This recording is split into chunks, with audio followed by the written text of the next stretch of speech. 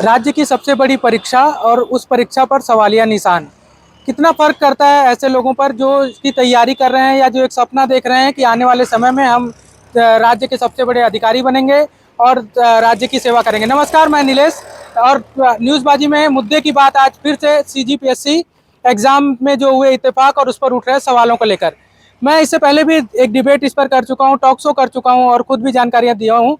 लेकिन कुछ ऐसे लोग थे, कुछ ऐसे छात्र थे जो कांटेक्ट किया और उन्होंने कहा कि आप हमसे मिलिए और हम बताना चाह रहे हैं कि इसमें क्या क्या और भी गड़बड़ियाँ हैं, एग्जामिनेशन सिस्टम का क्या गड़बड़ियाँ हैं, लिस्ट मैनिपुलेट हुई कि नहीं हुई वो तो जांच की विषय है, लेकिन परीक्षा में कैसी गड़बड़ियाँ हुई, परीक्षा जब से शुरू हुई तब से लेकर अभी तक का क्या क्या है।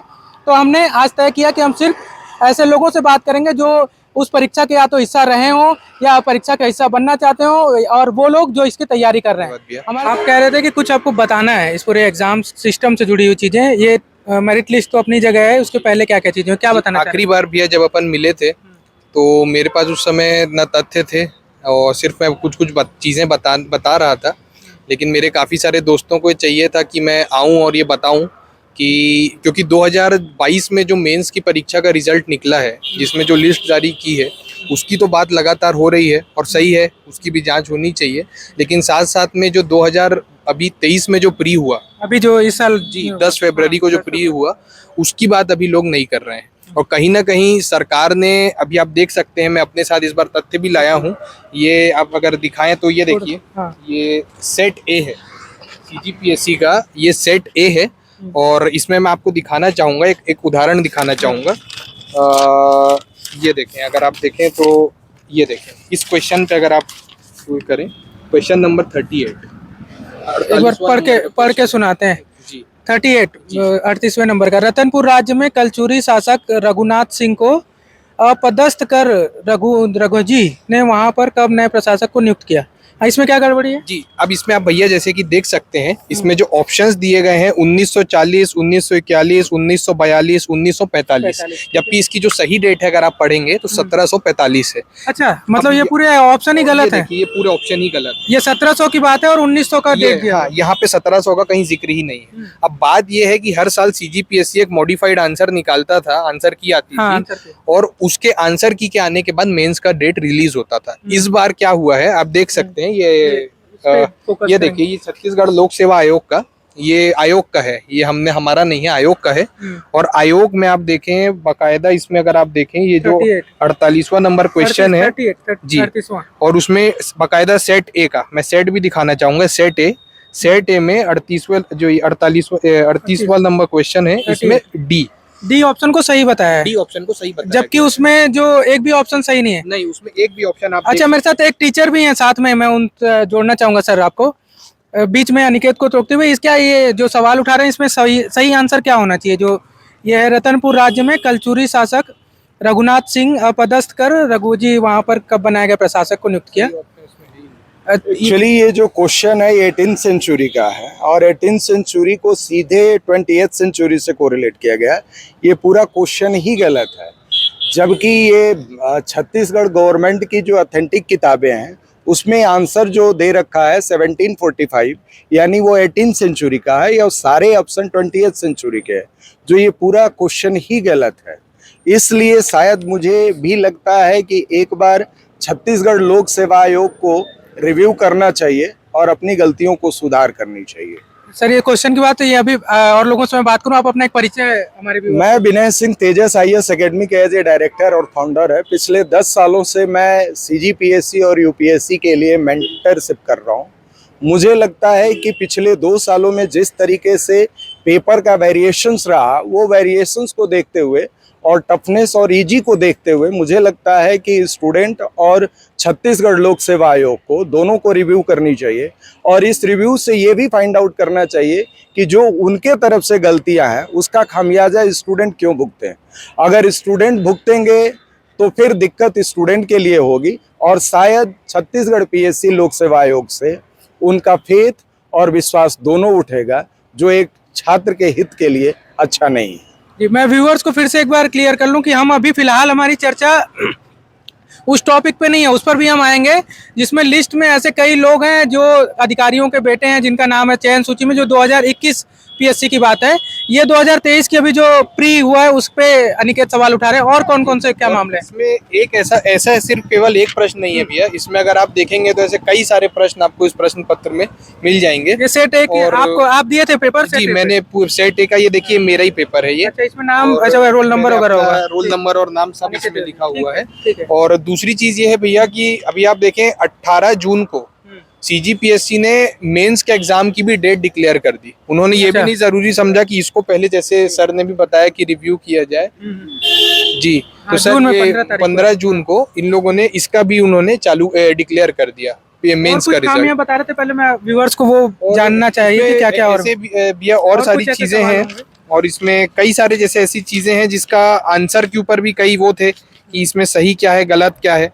लेकिन अच्छा, एक पेपर मुझे ध्यान आ रहा है, एक सवाल और भी था ना, मुख्यमंत्री ने राजनांदगांव में भेंट मुलाकात कब की थी? जी भेंट मुलाकात अक्सर, हाँ उसमें भैया जैसे अब जैसे एक सवाल था कि रघुराम राजन, जो कि आज भी नहीं, मेरे ख्याल से 2015 या 14 के करीब आरबीआई के चीफ रहे होंगे। तो जब वो आए छत्तीसगढ़ तो सवाल ये था कि वो कौन कौन से गौठान में विजिट किए। तो पहली बात तो रघुराम राजन जो आए थे, तो पहले हमको ये लगा कि वो एक्स आरबीआई, तो हमको लगा एक्स आरबीआई मतलब अभी के इसके पहले कोई होंगे। लेकिन जब उनके बारे में पता किया तो पता लगा कि वो तो 5-6 साल पहले कभी रहा करते थे।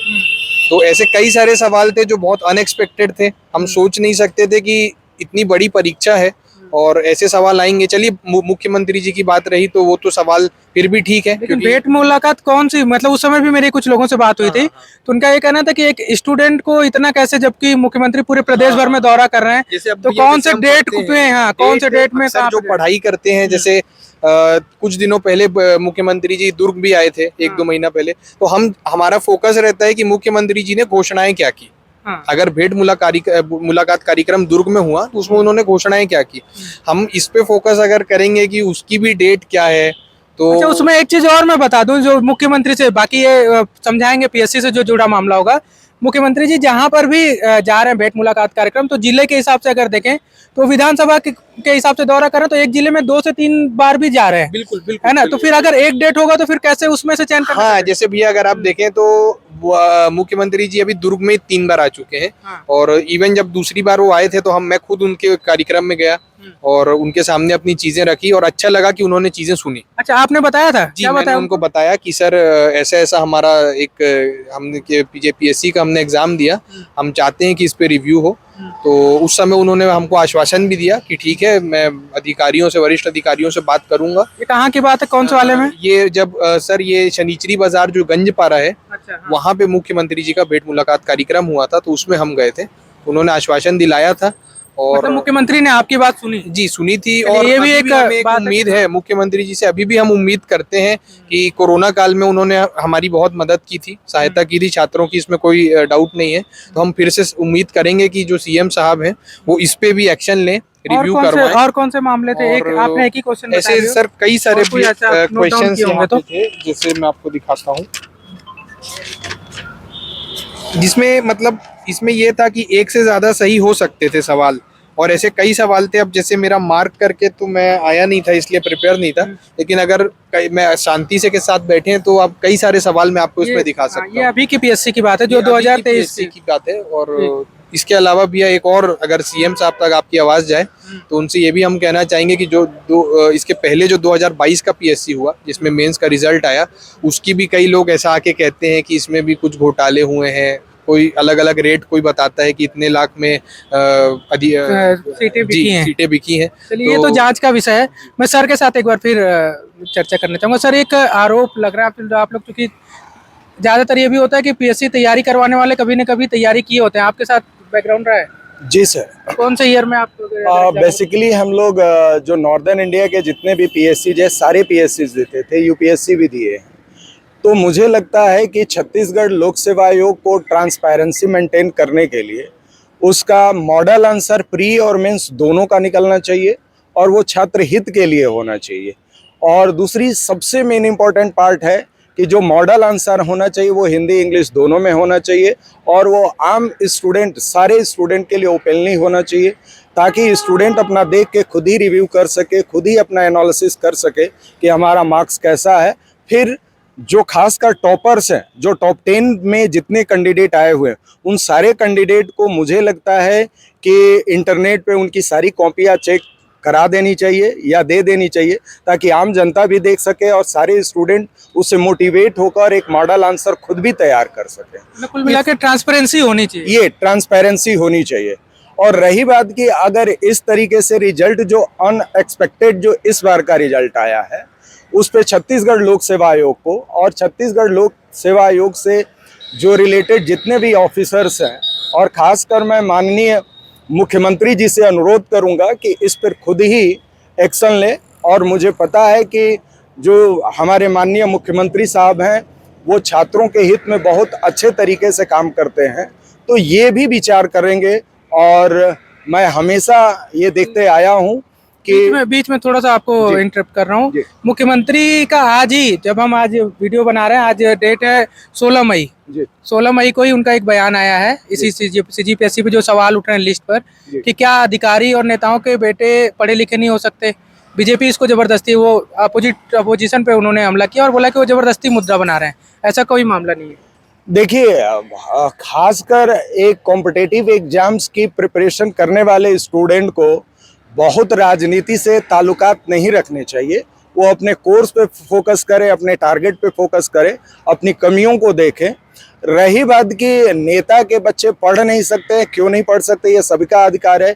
यही तो एक एग्जाम है जिसमें हम आम जनता और एक मीडियोकर स्टूडेंट्स और लोअर स्टूडेंट और सभी तरह के स्टूडेंट इस एग्जाम में पार्टिसिपेट करते हैं और ये उम्मीद करते हैं कि उनका सिलेक्शन होगा, और सिलेक्शन होता भी है और होता आया भी है, और मैं उम्मीद करूंगा कि आगे होता रहेगा भी।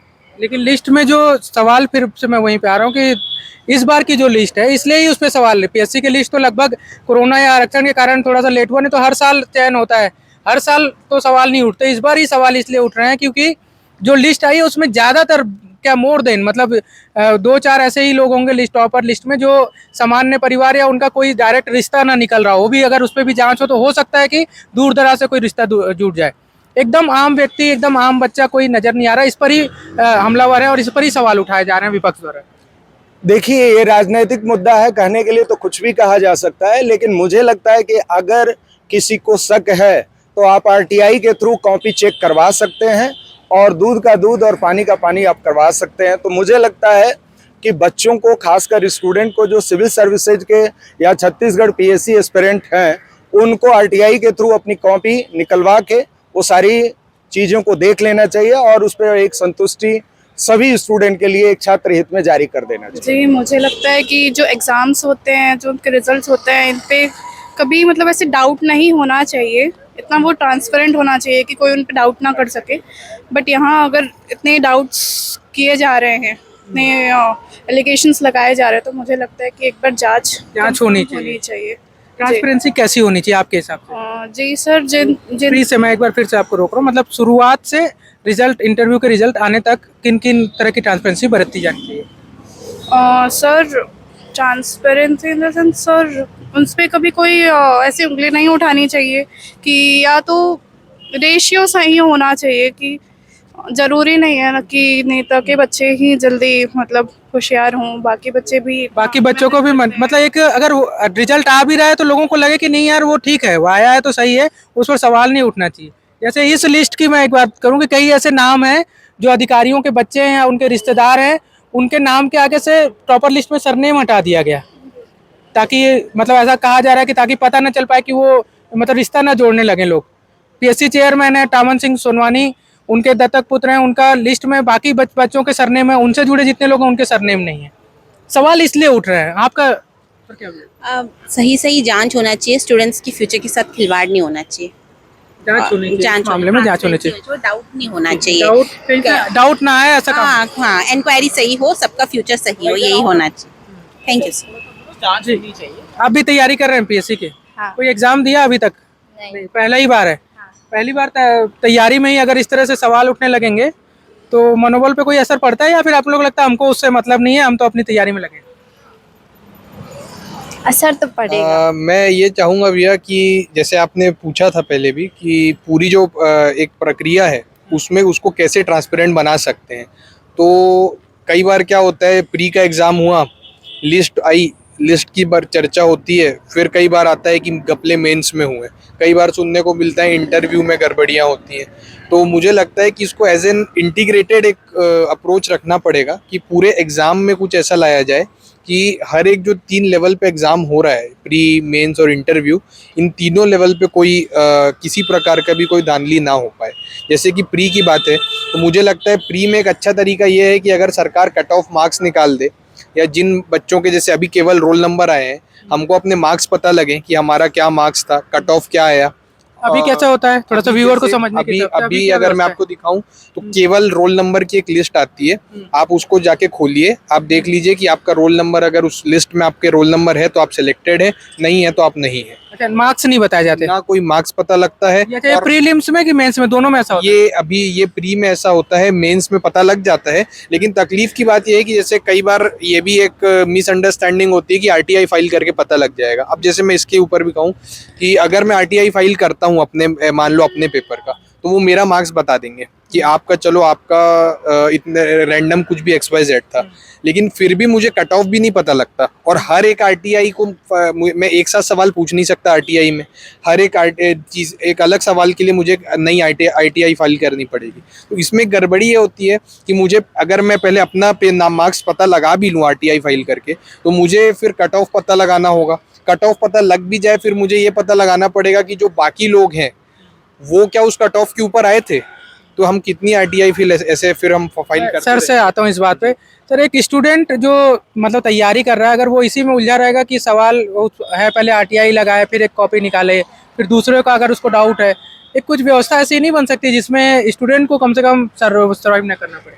एक्चुअली सारे पीएससी का अगर स्टडी किया जाए, जैसे यूपी पीएससी है, झारखंड पीएससी है, बिहार पीएससी है या राजस्थान पीएससी है, तो जनरली इन सारे पीएससी में एग्ज़ाम होने के बाद एक कट ऑफ का लिस्ट आ ही जाता है और उसके अकॉर्डिंग बच्चे अपना आंसर शीट से मिलान करते हैं। मिलान करने के बाद जनरली वो गेस कर लेते हैं या इवेलुएट कर लेते हैं कि हमारा इतना मार्क्स आ गया है, तो वो मेंस का प्रिपरेशन करना शुरू भी कर देते हैं। कभी कभी 2, 4, 5 क्वेश्चंस में इधर उधर होता है, तो उसमें मॉडिफाइड जब आंसर आता है तो उसमें हम लोग कैलकुलेट कर लेते हैं। तो जनरली बहुत ऊपर नीचे नहीं होता है, लेकिन अगर आंसर की भी प्रॉपर वे में जारी ना हो और कट ऑफ जारी ना हो, तो थोड़ी सी स्टूडेंट के लिए रियल में बहुत इस पे स्टूडेंट और सभी लोगों का एक संदेह की दृष्टि जाता है। तो मुझे लगता है कि छत्तीसगढ़ लोक सेवा आयोग को ये ट्रांसपेरेंसी मेंटेन करना चाहिए। और वो भी जैसे एक आंसर्स की भी गलत जारी किए, तो उसमें भी तो गलत आंसर का भी वो जारी कर दिया, डी है करके। अब मुझे नहीं लगता है कि जबकि मॉडिफाई आंसर में कोई या तो क्लेम न किया हो कि या दावा आपत्ति न दिया हो, अगर दावा आपत्ति नहीं भी दिया है तो कम से कम छत्तीसगढ़ लोक सेवा आयोग की ये जिम्मेदारी बनती है कि उसके जो भी संदेहास्पद क्वेश्चंस हैं उसको हटाकर या तो उसके बाद काउंट किया जाए, नहीं तो सबको एक कॉमन मार्क्स दे दिया जाए, तो ज़्यादा अच्छा रहेगा। किसी भी बच्चे के लिए, किसी भी स्टूडेंट के लिए अहित नहीं होगा और छात्र हित में रहेगा। चलिए, अगर एक स्टूडेंट जो तैयारी कर रहा है, एक युवा जो तैयारी कर रहा है, अगर वो इसी में उलझा रहेगा कि अगर सवाल गलत आ गए हैं, जवाब उसके सही जारी कर दिए जा रहे हैं, सही के नाम पर वो जाके शिकायत करे, एक पूरा सिस्टम है, वहाँ तक जाके आवेदन दे, उसके साथ लोग भी जाएं, तो फिर वो तैयारी में कितना मन लगाएगा। बहरहाल आज का वीडियो इतना ही। अगर आपको इस पर कुछ और भी सुझाव और शिकायतें हैं तो आप हमें कमेंट बॉक्स में बताइए, और अगर कुछ और भी टॉपिक पे आप बात करना चाहते हैं तो भी हमें newsbazi.editor पर ईमेल कर सकते हैं। तो इसी मुद्दे के अलावा नहीं, इसके अलावा भी अगर आपको कोई मुद्दा समझ आ रहा है जिस पर बात होनी चाहिए, मुद्दे की बात है वो, तो हम आपके पास जरूर आएंगे।